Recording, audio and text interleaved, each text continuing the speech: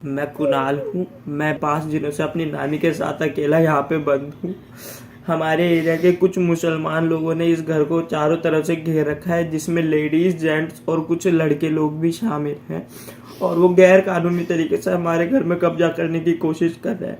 मेरी नानी पैरालिसिस की पेशेंट है, जिनको ज़्यादा स्ट्रेस लेने पे अटैक्स भी आ जाते हैं। और मेरी मम्मी जी यहाँ पे घर पे नहीं है, वो घर से बाहर है, और वो लोग मम्मी जी को घर के अंदर आने भी नहीं दे रहे हैं। और वो मेरे को और मेरी नानी को जान से मारने की धमकियां देते हैं, और गलत आरोपों में फंसा के मेरा फ्यूचर बर्बाद करने की धमकियां देते हैं, मेरा करियर सारा स्पॉइल करने की धमकियां देते हैं। मैंने 100 नंबर और पुलिस वालों से भी संपर्क करने की सहायता मांगने का प्रयास करा, पर लेकिन कोई भी हमारी मदद नहीं कर रहा है। हमारे को ढंग से खाने के लिए भी नहीं मिलता है। मेरी नानी जी को दवाइयाँ भी नहीं मिल पा रही है, क्योंकि 5 दिन से हम घर के अंदर बंद हैं। प्लीज हमारी हेल्प कीजिए। दोस्तों, अभी जो आपने वीडियो देखा, ये मामला है दिल्ली के ब्रिजपुर इलाके का। आपको बता दें कि ये पूरा वो इलाका है जहां पर दिल्ली में 2020 में दंगे हुए थे। हालांकि ये मामला सांप्रदायिक विवादों का है, पर इस मामले ने ऐसा रूप ले लिया कि इस लड़के को लोगों के सामने आकर मदद की गुहार लगाने की नौबत आ गई। इनका कहना है कि इनके घर पे पहले एक किराएदार थे, जिनका नाम है चांद उस्मानी, और उनके बेटे सोहेल उस्मानी अब उनके घर पर कब्जा करना चाहते हैं और उनको जान से मारने की भी धमकी दे रहे हैं। यह महिला पहले कई बार पुलिस प्रशासन के पास गई मदद के लिए, पर वहां से उन्हें कोई मदद नहीं मिली। आप पहले वो पूरा रिपोर्ट देखिए। हमारे घर में किराएदार थे, वो मेरी मम्मी ने नहीं रखे थे, वो हमारे भाइयों ने रखे हुए थे, जो कि अब यहाँ से खाली करके जा चुके हैं। और अब उनका इस घर से वो नहीं था, कोई मतलब नहीं था, लेकिन वो लोग हमारे घर में कब्जा करने की नीयत से इसमें घुसना चाह रहे थे, जिसके लिए हमने कोर्ट में केस भी डाला हुआ है। मेरी मम्मी ने सुजीत सौरभ जी के यहाँ डाला हुआ है। इसकी तारीख थी 15 तारीख को, ये 15 अक्टूबर को। ये कोर्ट नहीं पहुँची कोई भी। उसी रात ही हमारे घर में सडनली घुस गए, और अंदर घुस के हमारे घर का ताला वाला तोड़ने लगे। हमारे कमरे का ताला तोड़ दिया इन्होंने। इनके बेटा भी था, उसका नाम शुएब था। छेनी हथौड़े से मैंने रोकने की बहुत कोशिश की। इनके बेटे ने मेरे कपड़े वपड़े फाड़े। मेरे साथ जो बदतमीजी मैं बता नहीं सकती इन्होंने क्या करा मेरे साथ।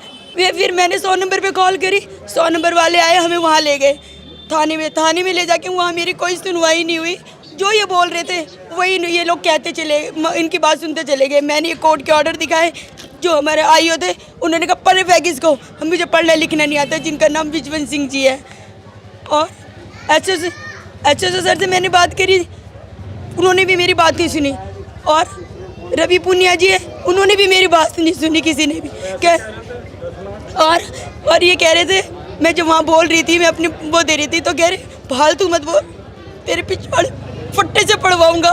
और 2 महिला कांस्टेबल को बुलाया और कहा मैडम ये ज़्यादा बोलेगी तो इसको पतली वाली संटी से मारना। और मेरी बात उन्होंने नहीं सुनी। और रात को 1 बजे मुझे फटे हुए कपड़े में वहीं रात को थाने में छोड़ के आए, जिसकी फुटेज सारी थाने में आ रही होगी। और उन लेडीज़ों को लाके ज़बरदस्ती हमारे घर में कह रहे थे, मैं देखता हूँ कि तेरे को कैसे नहीं घुसाएगी ये अंदर, चल मैं तुमको अंदर घुसाऊंगा। उनको यहाँ ले आई, हम मेरे को रात को अकेले थाने में वहीं छोड़ के आ गई। 1 बजे मैं रात को वहाँ थाने में अकेली थी, और लाके हमारे दरवाजे पे बिठा दिया और यहाँ पे लाके बैठे थे। जब से वो कंटिन्यू यहाँ पे बैठे, कोई मेरी हेल्प नहीं कर रहा, ना ही मुझे अंदर जाने दे रहे घर के अंदर। मेरी मम्मी पैरालिसिस की पेशेंट है, जो 70 साल की है। मेरा बेटा भी अंदर बैठे। फिर मैं अगले दिन फिर गई, एसीपी सर के पास गई। एसीपी सर ने फिर मुझे एसएचओ सर के पास भेजा, तो उन्होंने वो एसएचओ सर ने, और मैंने फिर आईओ सर से भी मिली, कह रहे हमें 11 पेटी मिली है। 11 तू कितनी पेटी देगी, तू कितनी पेटी दे? मेरे पास, मैं समझी नहीं थी पेटी क्या होता।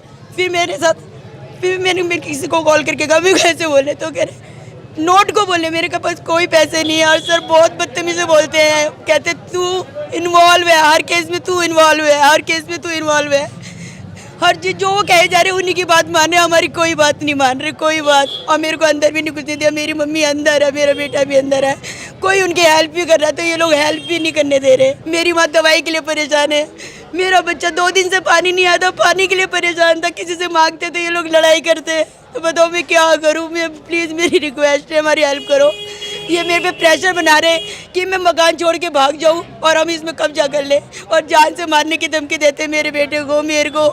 कहते तेरी माँ को तो मार के छोड़ेंगे, क्योंकि माँ के नाम ये मकान है। मैं कहती हूँ अगर वो सच्चे है ना, वो जो हम पे आरोप लगा रहे तो पुलिस को देख के क्यों भागते हैं? मैं सच्ची हूँ, मैं सबके सामने खड़ी हूँ। वो क्यों भागते हैं? जब पुलिस आती है तो भाग, उससे पहले उनको इन्फॉर्म कर दिया जाता है कि पुलिस वाले आ रहे हैं, तुम भाग जाओ। वो भाग जाते हैं उनके आने से पहले। बताइए मैं क्या करूं? क्या मैं अपनी मम्मी का साथ दे रही हूँ तो मैं गलती कर रही हूँ? मुझे इतना बता दो अगर आप कैसे हो। पहले दिन से बताइए 15 तारीख को क्या हुआ और उसके बाद से क्या क्या हुआ। हाँ जी, मैं 15 तारीख को शाम को अपनी कोचिंग से घर आया था, तो मम्मी जी नीचे गई थी सामान लेने। तो जैसी मम्मी नीचे गई, वो लोग कुंडी पता नहीं कैसे खोल के घर के अंदर घुस गए, और फिर ऊपर जाके मम्मी भी बंद हो गई वहाँ पे। फिर उन लोगों ने हथौड़े से वहाँ का ऊपर का ताला तोड़ दिया, हमारे 3rd फ्लोर का। फिर वहाँ पे घुस गए, फिर वहाँ से निकले नहीं ज़बरदस्ती। फिर मम्मी के साथ उन्होंने गलत हरकतें करी, खींचातानी करी। फिर उसके बाद फिर रात को पता नहीं पुलिस लोगों के साथ वो यहाँ पर आए। मेरी मम्मी जी तो आई नहीं उस दिन से। फिर यहाँ वो आए थे रात को करीब 1-1:30-2 बजे करीब वो यहाँ आए हैं, पुलिस के साथ आए थे। मैंने गेट नहीं खोला डर के मारे, क्योंकि मम्मी जी थी नहीं मेरी। फिर उसके बाद वो डेली वो सुबह शाम यहीं बैठने लग गए। कितने लोग हैं लगभग? कम 4 तो लेडीज़ हैं, बाकी फीमेल भी हैं और जेंट्स भी हैं और लड़के लोग भी हैं। अच्छा, कई लगभग सारे कितने हैं कुल लोग? टोटल में 11-15 के आसपास सारे लोग होंगे वो। किसी को पहचानते हो आप उनमें से? हाँ जी, सब लगभग सबको ही पहचानता हूँ। यहीं के स्थानीय हैं या कोई बाहर के हैं वो लोग? यहीं के हैं सर, आगे की तरफ कहीं रहते हैं वो, यहीं घूमते रहते हैं, आने जाने में दिखते रहते हैं। 15 तारीख से आप अंदर ही बंद हैं, तब से आपकी क्या स्थिति है? 15 दिन उसके बाद भी आते रहे हैं? 15 तारीख के बाद सर, जब से हम रात को बंद हैं, उन्होंने रात से यहाँ पे हमारे गेट बाहर से ब्लॉक कर दिया है। ना कोई बाहर आ जा पा रहा था, ना कोई अंदर आ पा रहा था। तो मेरी मम्मी जी भी 15 तारीख से बाहर थी, आ जाएंगे घर के अंदर, और बड़ी परेशानी थी। ऊपर ये किराएदारों को भी बड़ी मुश्किल से हमने निकाला है वहाँ से। पानी सर 3 दिन से पानी अवेलेबल था, लेकिन 3 दिन से हमारे घर में पानी भी नहीं है। पानी भी हमारे को बड़ी, हाँ, पीने तक का पानी अवेलेबल नहीं हो पा रहा। ऊपर सारी टंकियाँ खाली पड़ी हैं, कुछ भी अवेलेबल नहीं हो पा रहा। और नानी मेरी पैरालाइजिस की पेशेंट है। एक दिन तो शराब पी के हंगामा भी कर रहे थे, धमकी भी दे रहे थे ऊपर आने की, सीढ़ी लगा के हम ऊपर आ जाएंगे, फिर तुम्हारे को ऊपर आके जान से मार देंगे। सब आस-पास के लोग, पड़ोसी कुछ ऐसे सहायता? सर कोई नहीं बोलता, सबको मारने की धमकी दे देते हैं। कहते तुम्हारे बच्चों को मार देंगे जान से, तुम आओगे। फिर गंदी गंदी गालियाँ देने लग जाते हैं माँ बहन की उन लोगों को। अपराधी प्रवृत्ति के लोग हैं वो। बिल्कुल सर, ऐसे खुले में धमकी देता है वो, जान से मारने की। सर जान से मारने की धमकी देते हैं, तू नीचे तो आ, मैं तेरे को ऊपर से नीचे फेंकूंगा, ऐसे करके तेरे को जान से चाकू से मार के ख़त्म करूंगा, ऐसी धमकियाँ देते हैं सर बहुत। और कहते हैं ऊपर से एक दिन सीढ़ी लगा के चढ़ने की कोशिश भी कर रहे थे। उस दिन सीढ़ी छोटी पड़ गई थी। हाँ, सीढ़ी छोटी पड़ गई थी उनकी सर। अब पता नहीं आगे क्या होगा, मुझे नहीं पता। प्लीज हमें प्रोटेक्शन दी जाए। और हमारे पे डीएम मैडम का भी ऑर्डर है। एसएचओ सर कुछ नहीं करते उसमें भी प्रोटेक्शन बोला डीएम मैम ने। एसएचओ सर कुछ नहीं करते सर, कुछ भी नहीं। अच्छा, इस क्षेत्र में ऐसा कुछ पहले भी हुआ है आपको याद हो कि मतलब इस तरीके की वारदात? आपका तो मकान का मसला है, इस तरीके का अराजक माहौल की किसी के भी घर पे ऐसे हमला होना या कुछ पहले हुआ है कभी आपको याद हो? दंगों में हुआ तो दंगों में लड़ाई जब हुई थी। वही क्षेत्र था जो हाँ जी, 2020 में हाँ जी, हाँ जी दंगे सर, हाँ जी। तो आपको इसके पीछे लगता है कोई पॉलिटिकल सपोर्ट है किसी का, जिस तरीके से इतनी बिल्कुल ताकत? लगता है, बिल्कुल लगता है सर, बिल्कुल लगता है। कौन है यहाँ? क्योंकि जो वो हैं, जो इनके साथ चांद उस्मानी के साथ जो दूसरा व्यक्ति है वसीम, वो कहता है मेरी इतनी बड़ी पहुंच है, इतनी बड़ी पहुंच है कि तुम कुछ नहीं कर सकते हो। क्या अपील आपकी होगी प्रशासन से? आप सर हमारी प्रशासन से अपील है कि मुझे, मेरी बेटे को और मेरी मम्मी को जान माल का खतरा है, और हमारे मकान में ये लोग ना घुस पाए, और पुलिस प्रोटेक्शन दीजिए सर। इनका मोटिव ये है कि मैं डर के मारे यहाँ से भाग जाऊँ किसी भी तरीके से। इनका मोटिव ये है, मेन मोटिव ये है कि ये अंदर घुसे, मैं यहाँ से भाग जाऊँ और ये मकान में हम कब्जा कर लें। इनका मेन मोटिव ये है। किसी ने मेरी नहीं सुनी। जब मैं हार गई, आज मुझे मीडिया का सहारा लेना पड़ा। मेरी किसी ने नहीं सुनी, एसीपी सर ने नहीं सुनी। ये रिकॉर्ड कर लो, क्या अच्छा लग रहा है? बताओ, अगर हम बात करने आए हैं हम कोई वो तो ये रिकॉर्ड क्यों कर रहे हो? आप अपना सिर्फ प्रोसेस करिए, हम कोई बीच में अड़चन नहीं डाले, कोई सवाल होता है क्या? क्योंकि सर हमारी सर रिकॉर्ड था, जब उनका घर है हम कोई सवाल जवाब नहीं कर रहे। आप अपनी प्रोसीजर करिए, हम कोई बीच में दखलंदाजी नहीं कर रहे। मैंने एक शब्द भी नहीं बोला। आप क्या प्रॉब्लम है? आपको क्या प्रॉब्लम है? क्लियर है तो आप एक शब्द भी नहीं बोला। आप उधर क्या बात कर रहे हैं? आप मुझे बताइए। हम अपनी फिर आप करिए जो अपना काम करिए, अपना कर रहे हैं। सर मुझे ये हमने बुलाया है। मेरे का पुलिस ने रिएक्ट नहीं मेरी करी। बात सुनो आराम से। नाम बताओ। चांद उस्मानी और उनकी वाइफ है, उनका वाइफ का नाम नहीं वो मालूम। दूसरा कौन है जो इनको सपोर्ट कर रहा है? उस्मानी, चांद उस्मानी। ये पहले किराएदार थे यहाँ पर? हाँ जी आपके किराएदार थे? सर, ये हमारे नहीं थे। आपका इसकी बिल्डिंग एक फ्लोर है या पूरा बिल्डिंग आपका है? ये पूरी बिल्डिंग हमारी है। ठीक है। ये भाई किसके नाम से? ये मम्मी के नाम से। अच्छा, चांद उस्मानी इसमें किराएदार का कहाँ? वो सपोर्टर है, वो सपोर्ट कर रहा है, वो उसका भी नाम बताओ। कौन से थर्ड फ्लोर में। थर्ड फ्लोर पे हाँ चांद जी। उस्मानी और उसकी पत्नी का नाम? पत्नी का नाम सर मुझे पता नहीं है। अच्छा, उसकी दो पत्नी। तीन लेडीज थी, रियाना नूरी, समाना, पता नहीं उसमें से क्या नाम है, मुझे नहीं पता। नाम क्लियर नहीं है? नहीं। ठीक है।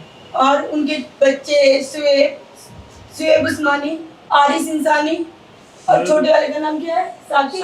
साकिब उस्मानी। आरिस हारिस और साकिब जो वो उस्मानी। सपोर्ट कर रहा है वो कौन है? वो दूसरा सपोर्टर कौन है? जो सपोर्टर लोगों को support कर रहा है? वसीम। पूरा नाम बता। वसीम नहीं, बस इतना बताया, वसीम। और एक ज़रूरी बात, ये रिपोर्ट हमारा नहीं है। यूट्यूब का एक बड़ा चैनल है जिसका नाम है डू पॉलिटिक्स। इसका वाटरमार्क भी आप लोगों ने वीडियो में ज़रूर देखा होगा। ये पूरा रिपोर्ट इन्हीं का है, पर मुझे लगा कि मुझे इस बारे में एक वीडियो बनाना चाहिए, क्योंकि इस महिला की घटना आप सभी तक पहुंचना बहुत ज़रूरी है और ख़ासकर लोगों के बीच इस बारे में जागरूकता फैलाना बहुत ज़रूरी है।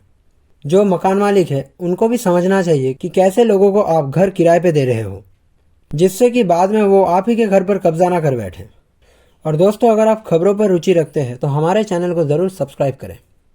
क्या होता है कि कई बार मेन स्ट्रीम मीडिया जो है वो कई कारणों के चलते ऐसे खबरों का कवरेज नहीं कर पाते, चाहे वो पॉलिटिकल इशू हो या फिर पर्सनल एजेंडा हो, जिसके चलते वो ऐसी खबरों को दबा देते हैं, इस चीज़ को उतना हाईलाइट नहीं करते। अभी तक के लिए इतना ही। आप देख रहे थे खबरों की दुनिया। जय हिंद, जय भारत।